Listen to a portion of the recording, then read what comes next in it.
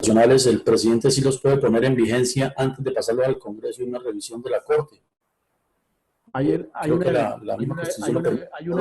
Hay una eventualidad, la del Una artículo. disposición del Congreso, es el Congreso. Permítame un momentico.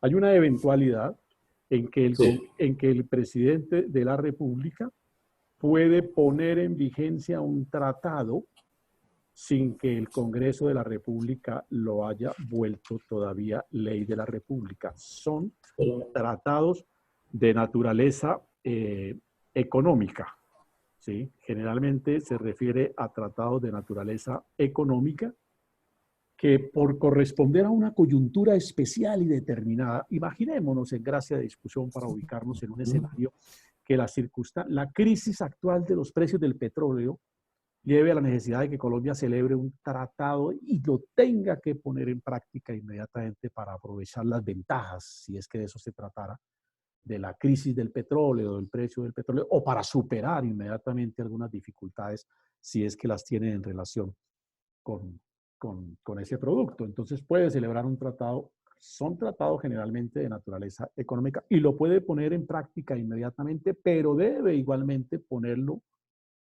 a la par a consideración del Congreso. Si el Congreso lo niega, hasta ahí llega el tratado, no se puede continuar aplicando. ¿Listo? Bien, a ver aquí algunos más que están llegando.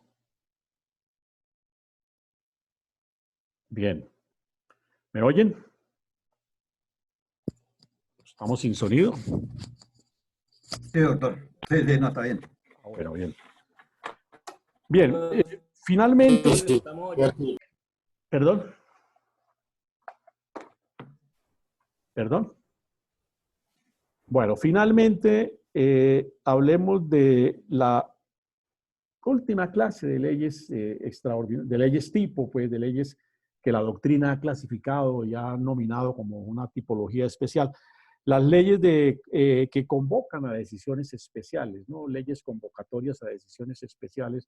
De manera puntual, las leyes a que se refiere la Constitución cuando se trata de convocar asambleas nacionales constituyentes o de convocar a referendos para proceder a modificar el ordenamiento constitucional del Estado. Ustedes miran los artículos 375 a 378 y ahí encuentran, ese es un capítulo, el último capítulo de la Constitución, por medio de la cual la Carta prevé cuáles son los mecanismos para modificar la Constitución, ¿no? Entonces, ahí prevé que se puede hacer por virtud o por medio de una Asamblea Nacional Constituyente que se convocará por una ley que el Congreso de la República expida, o se puede de igual manera hacer mediante un referendo que igualmente se convoca mediante ley de la República. Y allí se determina en esos para esas dos eventualidades que están en los artículos 375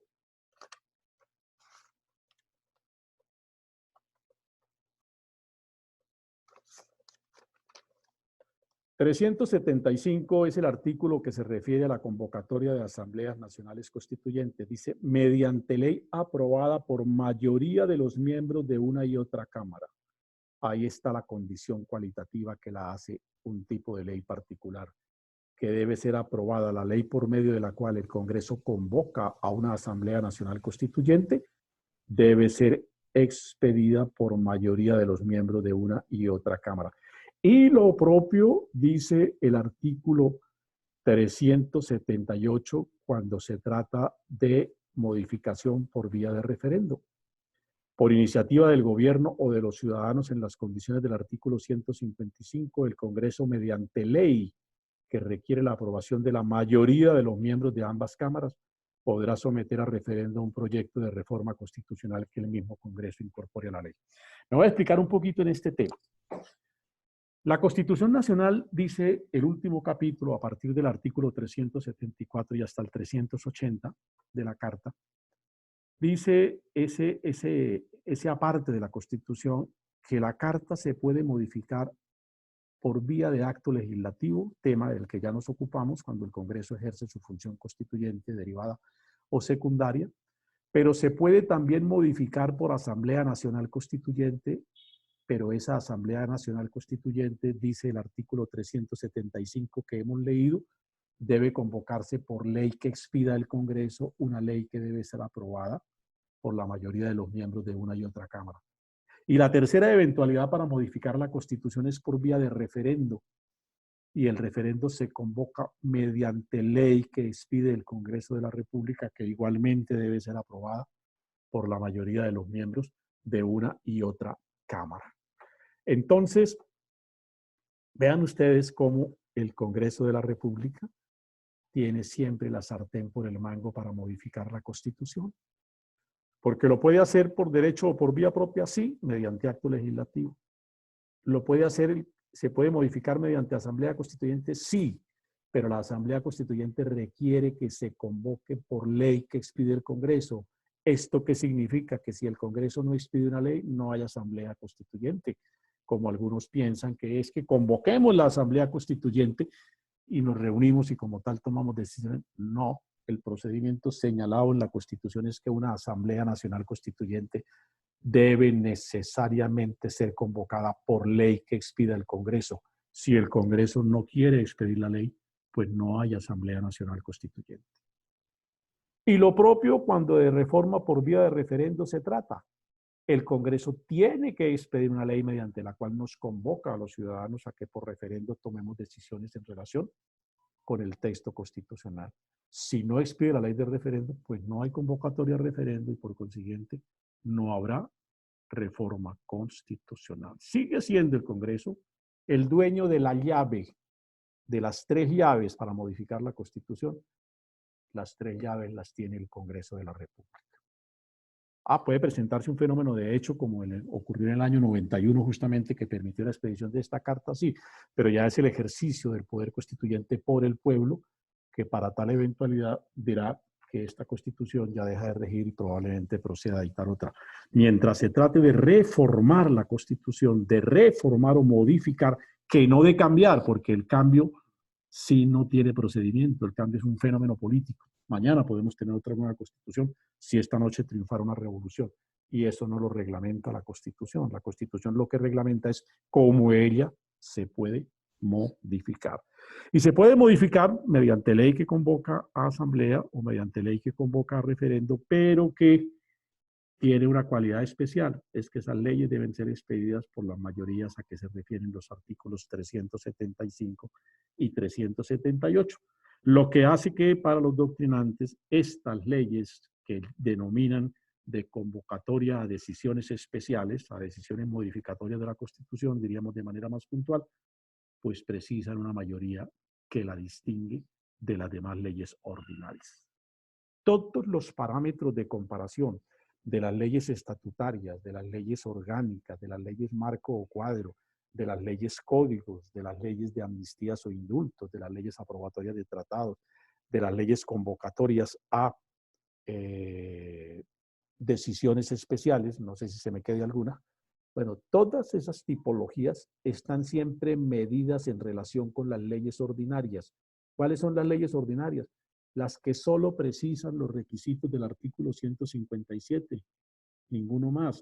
Lo que distingue a estas leyes es que además de los requisitos del 157, requieren de otras exigencias de carácter constitucional, para algunas más rigurosas, para otras no tanto, pero de todas maneras marcan una diferencia en relación con las denominadas leyes ordinarias.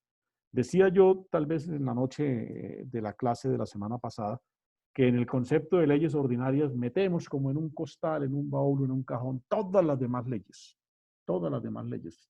Ahí es donde llegan los doctrinantes, con el mayor respeto, como si fuesen recicladores, a mirar en ese costal que encuentran y de pronto hallan que hay un tipo de ley que tiene una característica especial, que ellos la pillan, la encuentran y entonces elaboran en la doctrina un nuevo tipo de ley. Pero para los efectos del curso nos atenemos únicamente, o presentamos, más que atenernos como tal, presentamos, digamos, los tipos de leyes especiales que tienen una particular referencia en el ordenamiento constitucional colombiano. ¿Alguna pregunta sobre el tema? ¿Está claro? ¿Alguna dificultad? No, doctor. De pronto, que a veces se le corta a usted, dice que el ancho de banda de la red suya está muy bajito, entonces a veces se va el eco y no acaba de terminar la frase. Sí, Pero ahí no, sí, pero en síntesis, ahí vamos, doctor. escapa a mis posibilidades esa Sí, sí, nosotros técnica, entendemos. pero ya creo que mañana ya me implementan el Zoom Premium y entonces creo que eso tiene mejor condición de transmisión y obviamente vamos a cambiar un tanto el ambiente de transmisión de la clase. Yo creo que ya, bueno, después de Semana Santa nos volvemos a ver, porque la semana entrante es Semana Santa, ¿cierto? Pero que, de hecho, Sí, aquí Sí, ya uno señor, la encerrado semana perdió entrante es la Semana noción Santa. del tiempo y de... sí, sí, claro, es Semana Santa. Sí, señor. Y Semana Ya Santa sí. perdimos la noción del tiempo. Sí, no, así estamos todos, señorita. Pero, Pero Semana Santa Es pecado estudiar, es pecado estudiar. sí es semana de receso académico. Entonces, ya. que nos volveremos a ver dentro de 15 días. Doctor, Ya, una pregunta fuera del contexto. ¿Usted pidió el servicio de banda ancha ahorita en estos días? no, yo no sé si la universidad haya pedido. La universidad Ya. nos suministra es el Zoom Premium, que digo que me lo están instalando de hoy a mañana. Ese es un premium. Sí, Ya. el Zoom Premium es pues, obviamente un servicio mucho más Es que es calificado. para que puedan, sí, para que puedan dar la clase completa, o sea, seguida, sin cortar. Completa y entiendo que en mejores condiciones de comunicación y de visibilidad, incluso nos permite Ya. interactuar con mayor dinámica, ¿no? Entonces, ese es, digamos, con esas apreciaciones cerramos el capítulo de la clasificación de las leyes. Nos queda, tengo dudas, nosotros vimos el tema de las inhabilidades y las incompatibilidades de los congresistas. No, Bueno, señor, no, señor. No, doctor, no lo hemos visto. Vamos a hacer una breve referencia a ese tema y al capítulo de las prerrogativas especiales que tienen los miembros del Congreso de la República. Entonces, para no dejar el tema en punta, veo que ya la hora del receso se me aproxima. Terminemos aquí, entramos a un receso y a las 8 de la noche reiniciamos tratando rápidamente los dos temas que he anunciado. Si hay alguna inquietud, cuando reanudemos la clase, con gusto la recibimos. Bueno, entonces descansemos unos minuticos y nos volvemos a encontrar a las 8. Muy amables. Listo, doctor. Ok, bueno.